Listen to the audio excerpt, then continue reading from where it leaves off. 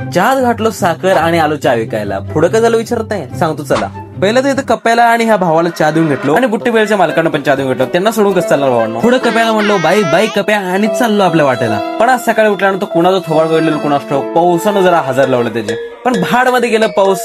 पावसाचं काय झालं आता, हे तर गिराक लागला आपल्याला गिराक कर्जा. तर हे दोन्ही भावांना चहा देऊन घेतलो आणि दोन्ही भाऊ म्हणले त्यांनी 10वीचे आहेत, त्यामुळे म्हणलो त्यांना ऑल द बेस्ट. आणि पावसात पुढं मागे न बघता सरळ चाललो, कारण पावसाच्या आईचं काय चाललंय आपल्याला थांबवायला. पण गिराक येणार पुढे भावांना थांबून चालत पण नाही आपल्याला. पण मी पावसात भिजताना बघून सुप्याला नाही बघवलं गेलं ते, म्हणून सुप्या सच्चा मित्र आहे माझा. आणि भावांना तुम्ही समोर जे हॉटेल स्वप्नपूर्ती बघता बघा, त्याचा मालक आहे नाही तर माझ्या बाजूला उभारला बघा. पण भावांना पावसामुळे सुप्याचं एक नवीन रूप बघितलं मी. भावांना इथं झाले असं की वरच्या ताडपत्रीत पाणी भरायला लागले आणि इथं सुप्या आणि दादा ट्राय करायला की ते पाणी पुढे ढकललं जाईल, ज्यानं ती ताडपत्री फाटणार नाही. आणि अगर ते चुकून फाटलं ना भावांना तर लय मोठं नुकसान होईल. आणि ह्यामुळे सुप्याला पहिल्यांदा सिरियसली चांगलं काम करताना बघितलं आणि यांच्या सततच्या प्रयत्नांनी ह्यांनी पाणी पुढे ढकललं पण आणि भाऊ भिजला पण इथं. त्यामुळे भावाला म्हणलं भाऊ पाणी काढतोपर्यंत गरमागरम चहा घेऊन होतो तुमच्यासाठी. आता तरी पावसात कुडकुडू नये म्हणून त्यांना गरमागरम चहा पाचतो. तोपर्यंत तुम्ही लाईक करा, कमेंट करा, शेअर करा. भेटतो पुढच्या व्लॉग मध्ये.